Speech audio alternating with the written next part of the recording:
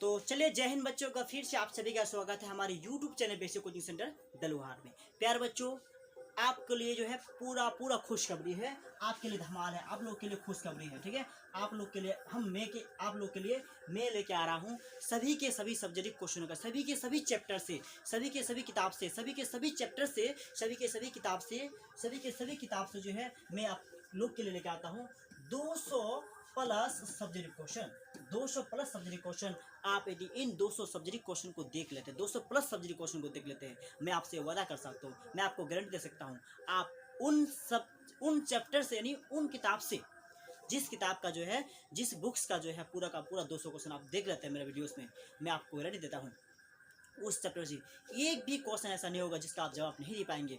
जितने सारे क्वेश्चन पूछेगा उसी में से पूछेगा, जितना का आपको जवाब दोगा आप पूरा का जवाब अच्छी तरह से दे के आ पाएंगे। ठीक है, आप यदि चाहते हैं कि सब्जेक्ट में पूरा का पूरा नंबर आपको आए, ठीक है, आप यदि चाहते हैं कि सब्जेक्ट में आपको पूरा का पूरा नंबर आए, तो आप सिर्फ और सिर्फ क्या कीजिए, सिर्फ और सिर्फ जो है मेरे चैनल को सब्सक्राइब कीजिए और इस तरह का प्रत्येक वीडियोस को आपको देखते रहिए। ठीक है, प्रत्येक क्लासेस को आप ज्वाइन करते रहिए और देखते रहिए, आपका रिजल्ट, आपका सब्जेक्ट क्वेश्चन का बेहतरीन का 100 का पूरा आपका आना ही आना है। ठीक है, और इसी के साथ यदि आप चाहते हैं कि इस नोट्स को लेना चाहते हैं तो 6200590457 नंबर पर कॉल करके, ठीक है, आप सबसे पहले क्लास 10 के व्हाट्सएप ग्रुप में जुड़ जाइए। आप सबसे पहले जो है क्लास 10 जो है उसको व्हाट्सएप ग्रुप में जुड़ जाइए। आपको इसका ये फायदा होगा कि इस तरह का जितने भी क्लासेस होंगे सभी के सभी क्लासेस का PDF जो है आपके मोबाइल तक आप तक पहुंचा दिया जाएगा। ठीक है, इसका फायदा आपको होगा कि ये जो क्वेश्चन है सीधे आपके बोर्ड लेवल में पूछे जाने वाले, सीधे आपके क्वेश्चन में होंगे। ठीक है, सीधे आप जो फाइनल एग्जाम दे जाएंगे उस क्वेश्चन में होंगे, सीधे आपके स्कूल के टेस्ट के क्वेश्चन में पूछे जाएंगे। तो प्यार बच्चों, क्लास को शुरू करते हैं। समय नहीं गवाते, समय बड़ा कीमती चीज है, समय को हम लोग नहीं गवाते हैं। सबसे पहला क्वेश्चन हो गया कि नाभिक के विखंडन क्या है। पहला क्वेश्चन हो गया, नाभिक के विखंडन है क्या। ठीक है, नाभिक के विखंडन है क्या, किसे कहते हैं। तो देखिए, नाभिक के विखंडन, ठीक है, विखंडन का मतलब होता है एक न्यूट्रॉन, ठीक है, भारी और स्थिर परमाणु से टकराकर, एक जो न्यूट्रॉन होते हैं, भारी न्यूट्रॉन जो होता है स्थिर परमाणु से या स्थिर न्यूट्रॉन से टकराकर, एक जो है ये मतलब गतिशील है और ये न्यूट्रॉन, ये जो स्थिर है ये गतिशील है, ये धैर्य से इससे टकराकर, ये जाकर इससे टकराकर, ठीक है, टकराकर जो है इस टक्कर के कारण जो है परमाणु को, ठीक है, परमाणु दो हल्के नाभिक में रहते हैं। बोला है एक स्थिर है, एक इधर से गया, जाते जाते धैर्य से टकराया और टकराने के बाद जो परमाणु था वो हल्के छोटे दो टुकड़ों में बट गया या दो से अधिक टुकड़ों में बट गया, हल्के छोटे दो टुकड़ों में बट गया या दो से अधिक टुकड़ों में बट गया। इसी को हम कहते हैं नाभिक के विखंडन। इसी को हम लोग क्या कहते हैं, नाभिक के विखंडन।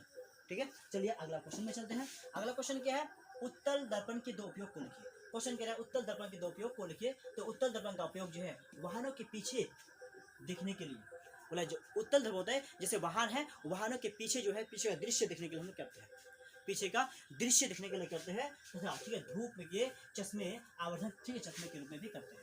और जो है चश्मे भी हम लोग क्या, चश्मा जो होता है उसमें भी हम लोग क्या उत्तल दर्पण का ही प्रयोग करते हैं।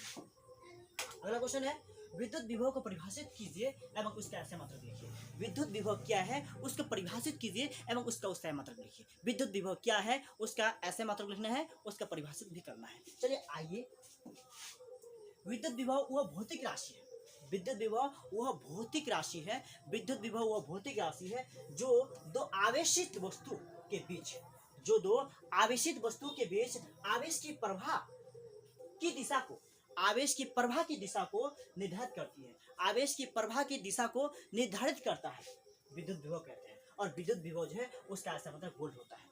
विद्युत जो विभव होते हैं उसका ऐसा मतलब क्या होता है, वोल्ट होता है। विद्युत विभव का ऐसा मतलब क्या होता है, वोल्ट होता है। चलिए अगले क्वेश्चन में चलते हैं। बिल्कुल आपका समय बर्बाद नहीं करूंगा क्योंकि मुझे पता है क्लास 10 में आप तैयारी कर रहे हैं, उसका डिमांड किया है, उस समय का महत्व क्या है, क्या जीवाश्म ईंधन नवीकरणीय, ठीक है, नवीकरणीय है, कारण दे, क्या जीवाश्म ईंधन नवीकरणीय है, कारण देना है। तो प्यारे बच्चों, जीवाश्म ईंधन गैर नवीनीकरण उदाहरण है। जीवाश्म जो ईंधन है गैर नवीनीकरण ऊर्जा है। इसका कारण यह है कि यह इसकी आपूर्ति सीमित है। इसका कारण यह है कि इसकी जो आपूर्ति होती है सीमित है और यह और वे जो अंशतः समाप्त खत्म हो जाएगा, यानी समाप्त हो जाएगा। और न जाने इसकी जो क्या मतलब मात्रा है सीमित है, न जाने कब इसका जो मात्रा क्या बिल्कुल समाप्त हो जाएगा, ना मुझे पता ना आपको पता। जैसे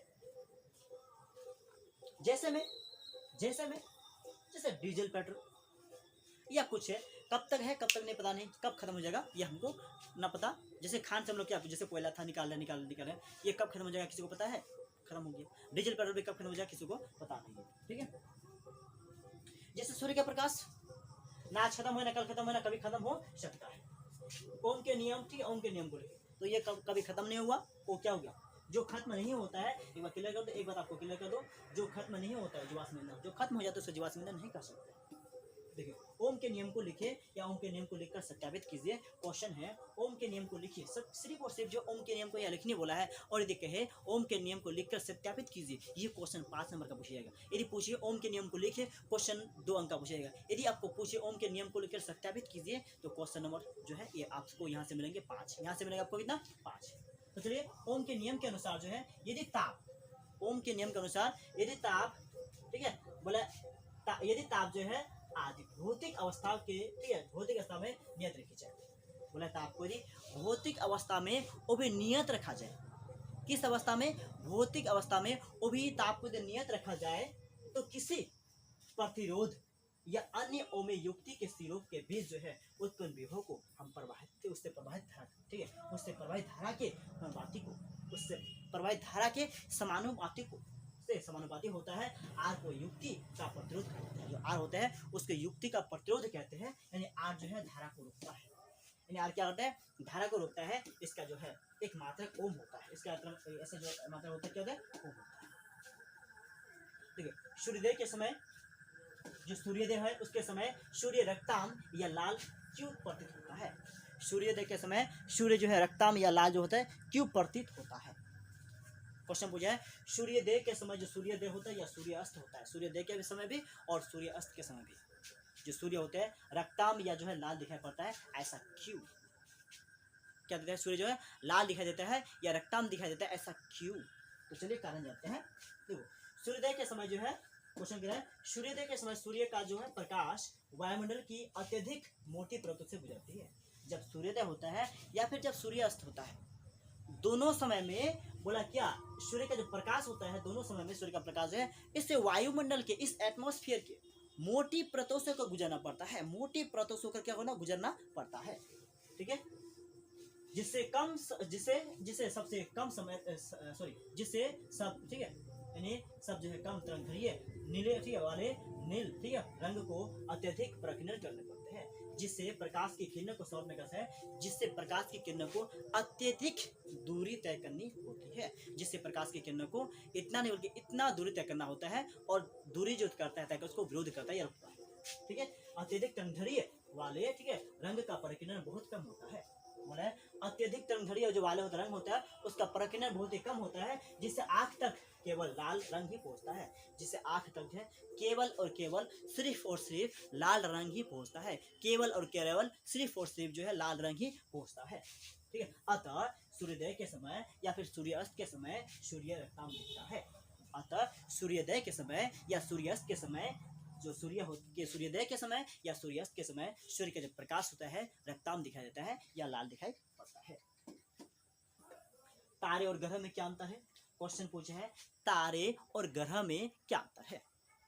तारे और ग्रह में क्या अंतर है? इसके बीच मुख्य अंतर है, तारे और ग्रह के बीच मुख्य अंतर है कि तारे टिमटिमाते हैं जबकि ग्रह टिमटिमाने की क्षमता, ठीक है, नहीं होती है, ठीक है। ऐसा कर सकते, तारे तो टिमटिमाते नहीं है लेकिन तारे टिमटिमाते हुए नजर आते हैं, लेकिन ग्रह टिमटिमाते हुए नजर नहीं आते हैं। तारे हमसे, ठीक है, तारे जो सूर्य से काफी दूर है, ग्रह की जो सूर्य से काफी निकट है, ऐसा भी कर सकते हैं। साथ ही ग्रह के चारों ओर जो है परिक्रमा करता है, जबकि ग्रह जो है सूर्य के चारों ओर, जो सूर्य है ये, जबकि ग्रह जो है सूर्य के चारों ओर परिक्रमा करते हैं, और इसी के साथ जबकि तारे जो है क्या होते हैं, सूर्य के चारों ओर परिक्रमा नहीं करते हैं, ठीक है। तारे जो है सूर्य के चारों ओर परिक्रमा नहीं करते हैं, जबकि ग्रह जो है सूर्य के चारों ओर परिक्रमा करते हैं, ठीक है। अगला क्वेश्चन है प्रकाश का परावर्तन के नियम को लिखिए, प्रकाश के परावर्तन के नियमों को लिखना है और प्रकाश के अपवर्तन के नियम को भी लिखना है। ये दोनों क्वेश्चन चैप्टर 1 से और चैप्टर 2 से बहुत ही इंपॉर्टेंट क्वेश्चन है, ठीक है। ये जो क्वेश्चन है बहुत ही इंपॉर्टेंट क्वेश्चन है, ये क्वेश्चन है करोड़ों का क्वेश्चन है, ठीक है। यह चैप्टर से जो करोड़ है ये क्वेश्चन है सब्जेक्ट करोड़ों का क्वेश्चन है, ठीक है। तो चलिए प्रकाश के परावर्तन के नियमों को लिखें। देखिए पहला नियम, प्रकाश के परावर्तन के दो ही नियम होते हैं। आपसे एग्जाम में पूछे प्रकाश के परावर्तन के कितने नियम, प्रकाश के परावर्तन के दो नियम। पहला नियम हो गया परावर्तन कोण अपतन कोण के बराबर होता है। बोला परावर्तन जो कोण होता है वो अपतन कोण के बराबर होता है। परावर्तन कोण जो है अपतन कोण के क्या होता है, बराबर होता है। ऐसा दिमाग में चलिए, ठीक है। परावर्तन जो कोण होते हैं वो अपतन कोण के बराबर इस जो है बिल्कुल उसके बराबर होती है, ठीक है। तो चित्र पूरा दिखाया नहीं, इधर से आएगा तो इधर से जाएगा, तो परावर्तन कोण और ठीक है क्या बोला अपतन कोण और परावर्तन कोण बिल्कुल जो है दोनों के दोनों कोण जो है बराबर होगा, ठीक है। अगला क्वेश्चन है सॉरी अगला टॉपिक है आपतित किरण अपतन बिंदु पर अभिलंब। आपतित किरण अपतन बिंदु पर जो अभिलंब होता है तथा परावर्तित किरण तीनों के तीनों एक ही समतल पर होती है। बोला आपतित किरण ये आ रहा है, ठीक है। अपतन बिंदु ये है अपतन बिंदु, अभिलंब अभिलंब, ठीक है।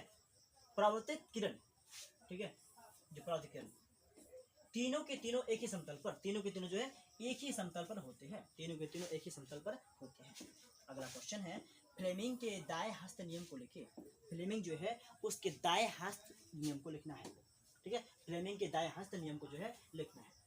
पहले फ्लेमिंग के दाहिने हाथ के नियम के अनुसार जो है यदि हम अंगूठे माध्यमा और तर्जनी, अंगूठे माध्यमा और तर्जनी ये तीनों को अंगूठे माध्यमा अंगूठे माध्यमा और तर्जनी, अंगूठे तर्जनी माध्यमा, ठीक है, माध्यमा को ठीक है इस प्रकार फैलाए, बोला है इस प्रकार फैलाए कि एक दूसरे के लंबवत हो, इस प्रकार फैलाए कि एक दूसरे के क्या हो, लंबवत हो, ठीक है, लंबवत हो। अंगूठा यह जो चालक की गति की दिशा करे, जो अंगूठा होगा यह चालक की गति की दिशा करे, इस दिशा में जिधर से अंगूठा होगा उस दिशा से क्या होगा, चालक यानी विद्युत धारा गुजरेगा, फिर चालक जाएगा, ठीक है। अनुभूति है माध्यमा अंगुली, ठीक है, माध्यमा अंगुली जो है प्रेरित धारा की दिशा की ठीक है वो निर्णय करता है, दिशा करता है। जो माध्यमा होती है, जो माध्यमा होती है यह क्या, माध्यमा अंगुली की, जो माध्यमा अंगुली होते हैं यह प्रेरित धारा की दिशा की ओर इशारा करता है, जिस दिशा से धारा जा रहा है उसकी ओर क्या होता है, दिशा करता है।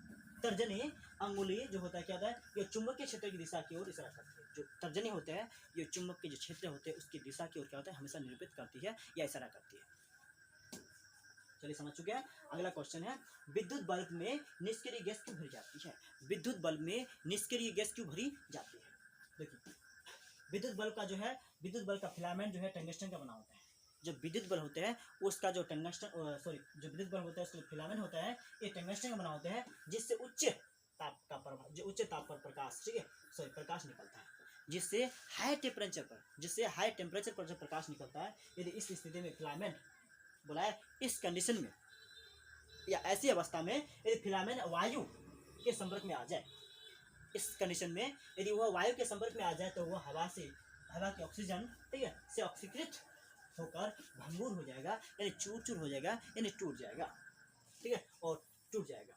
इसलिए बल्ब के भीतर जो है हवा को निकाल कर निष्क्रिय गैस भर दी जाती है। इसलिए विद्युत जो बल्ब होते हैं उसके अंदर से हवा को निकाल कर उसमें निष्क्रिय गैस जो है भर दी जाती है।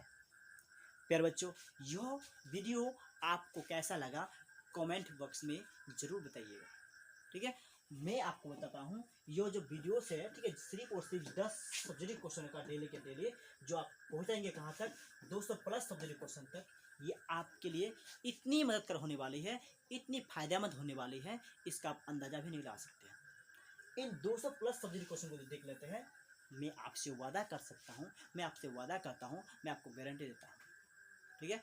जिस भी चैप्टर का 200 सब्जेक्टिव क्वेश्चन देख लीजिएगा यानी उसी चैप्टर का यानी उसी किताब का जो है आप जिस दिन एग्जाम देने जाइएगा पूरा का पूरा क्वेश्चन आसानी से बिंदास होकर लिख पाइएगा, जिस सब्जेक्ट का देख के जाइएगा और याद करके जाइएगा तो, ठीक है। तो फिर बच्चों इसी के साथ जो क्लास होता है आपको समाप्त, फिर हम लोग मिलेंगे नेक्स्ट डे यानी आप अगले दिन फिर इसी तरह का और एक वीडियो को लेकर, जिसमें और एक जो है क्वेश्चन नंबर 11 से क्वेश्चन नंबर आपको 20 तक पढ़ने को मिलेंगे। तब तक के लिए जय हिंद, जय भारत, आपका दिन शुभ हो, बेहतरीन से बेहतरीन हो।